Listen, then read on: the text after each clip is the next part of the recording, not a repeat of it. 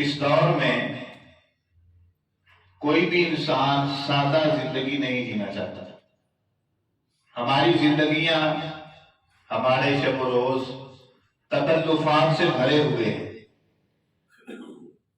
شاید کہ سادہ زندگی کو ہم غربت اور افلاس کی نشانی سمجھتے ہیں، اور ہماری زندگی میں، ہمارے دنوں اور ہماری راتوں میں، ہماری صبحوں اور ہماری شاموں میں اپنے دوست احباب کے لیے، اپنے رشتہ داروں کے لیے، اپنے سجنوں اور بیلیوں کے لیے، اپنے قرابت داروں کے لیے، اپنے کلاس فیلوز کے لیے اور اپنے بزنس پارٹنر کے لیے بہت وقت ہے۔ وہ ہمیں صبح بلائیں، ہم بھاگتے ہوئے چلے جائیں گے۔ وہ ہمیں شام کو بلائیں تو ہم انہیں رات کے اندھیرے اور سردی کا بہانہ اور عذر نہیں لگائیں گے۔ وہ ہمیں رات کے پچھلے پہر بھی بلائیں تو ہم نیند کے غلبے کا عذر اس کے سامنے پیش نہیں کریں گے۔ یہ سبھی عذر ہم نے بچا کے رکھے ہیں ایک اللہ کو وقت دینے کے لیے۔ اور آپ اگر ایک اور پہلو سے دیکھیں، دوست احباب کو وقت دینا کوئی بری چیز نہیں ہے۔ رسول رحمت علیہ الصلوۃ والسلام اپنے دوستوں کے ساتھ ملنے کے لیے ان کے گھر تشریف لے جایا کرتے۔ اپنے رشتہ داروں سے ملاقات کرنا یہ بہت بڑے اجر کی بات ہے۔ کسی بھی انسان کے ساتھ اللہ کی رضا کے لیے محبت کرنا اجر سے خالی نہیں ہے، لیکن آج ہماری ملاقاتیں اس طرح کی نہیں ہیں نا، ہماری مجالس اس طرح کی پاکیزہ نہیں ہے۔ آپ اپنے کسی دوست کو، کسی رشتہ دار کو، کسی تعلق دار کو، اپنے کسی بزنس پارٹنر کو، اپنے کسی کلاس فیلو کو ساری زندگی وقت دیں۔ وہ جب بلائے آپ الٹے پاؤں اس کی طرف بھاگتے ہوئے چلے جائیں، اور بدلے میں وہ آپ کو زیادہ سے زیادہ کیا دے سکتا ہے؟ صرف یہ کہہ دے گا کہ میں اپنے اس دوست پہ اندھا اعتماد کرتا ہوں۔ بدلے میں وہ صرف یہ کہہ دے گا کہ زندگی میں نے جب بلائے اس نے کبھی انکار نہیں کیا۔ اب اس دوست کو ساری زندگی وقت دینے کے بدلے آپ کو کیا مل سکتا ہے آپ جانتے ہیں۔ اور اس کے برعکس کبھی زندگی میں اپنے کسی ایک دن یا کسی ایک رات کا کوئی ایک لمحہ اپنے اللہ کو دے کے دیکھیں اور پھر بتائیں کہ وہ اللہ اس کے بدلے میں آپ کو کیا دے سکتا ہے، اس اللہ سے کیا حاصل کیا جا سکتا ہے۔ کبھی اپنی زندگی کو اپنے نبی کے نام لگا کر دیکھیں۔ کبھی کوئی ایسا دن گزاریں کہ آج سارا دن میں اپنے نبی کے نام کرتا ہوں، جو کچھ نبی نے کہا تھا میں وہ کرتا جاؤں گا۔ کبھی رات کو بستر پہ لیٹنے سے پہلے یہ نیت تو کریں کہ آج میں بستر پہ لیٹوں گا اور اس انداز کے ساتھ جو میرے نبی کا تھا، اس طریقے کے ساتھ جو میرے نبی کا تھا۔ دیکھیں تو صحیح، صرف سونے میں مزہ نہیں آئے گا، اگر اس سونے کے انداز کے ساتھ موت آ جائے، اللہ کے حبیب نے کہا سوائے جنت کے اس کے لیے کوئی اور ٹھکانہ نہیں ہے۔ لیکن کوئی اس طریقے پہ چلے تو صحیح، کوئی اپنی راتوں کو اپنے محبوب نبی کے نام لگائے تو صحیح، کوئی اپنی چلت اور پھرت کو نبی کے طریقے کے مطابق بنائے تو صحیح، کوئی اپنی اٹھن اور بیٹھن کو رسول اللہ صلی اللہ علیہ وسلم کے اسوہ کے مطابق بنائے تو صحیح۔ قرآن مجید میں اللہ خالق کائنات نے فرمایا لقد کان لکم فی رسول اللہ اسوۃ حسنہ۔ دنیا میں اگر کوئی معتبر شخصیت ہے جس پہ آنکھیں بند کر کے اعتماد کیا جا سکتا ہے کہ اس نے جو کہا تھا تو کامیابی ملے گی، تو اس ہستی کا نام محمد رسول اللہ صلی اللہ علیہ وسلم ہے۔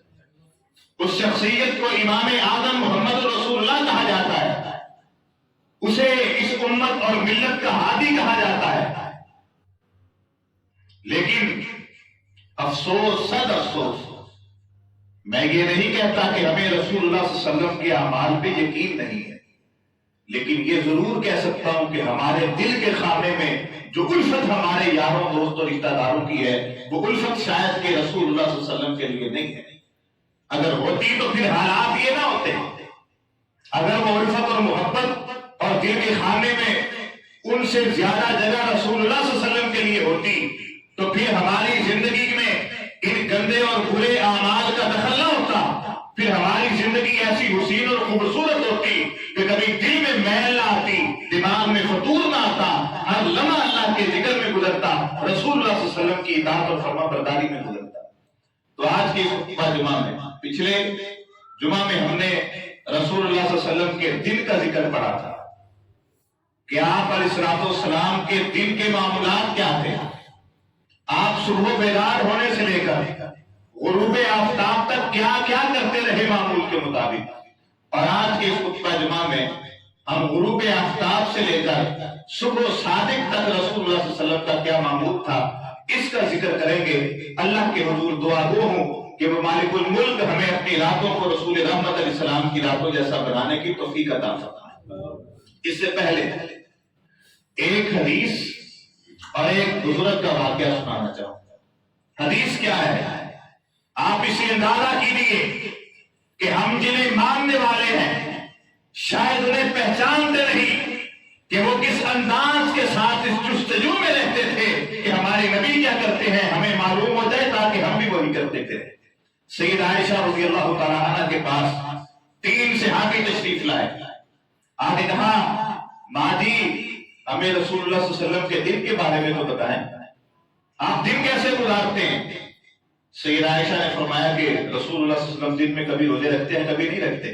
صحابی کہنے لگے کہ وہ نبی ہیں معصوم عن الخطا اور غلطیوں سے پاک اور مبرہ ہیں، وہ روزے کبھی نہ بھی رکھے، ان کے تو اللہ نے اگلے پچھلے ساری زندگی کو صاف اور پاک کر دیا ہے، وہ تو صرف جنتی نہیں جنتیوں کے سردار ہیں، لہذا میں زندگی میں اب کبھی بھی کوئی ایسا دن نہیں آئے گا جب روزہ نہ رکھوں۔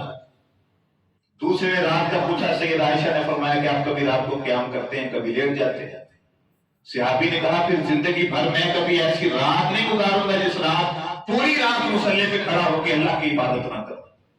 تیسرے صحابی نے کہا میں زندگی میں کبھی شادی نہیں کروں گا کہ شادی کی وجہ سے مصروفیات بڑھ جائیں گی، اللہ کی عبادت کرنے میں پریشان ہو جاؤں گا، میں ساری زندگی بس اللہ کی عبادت میں لگا رہوں گا۔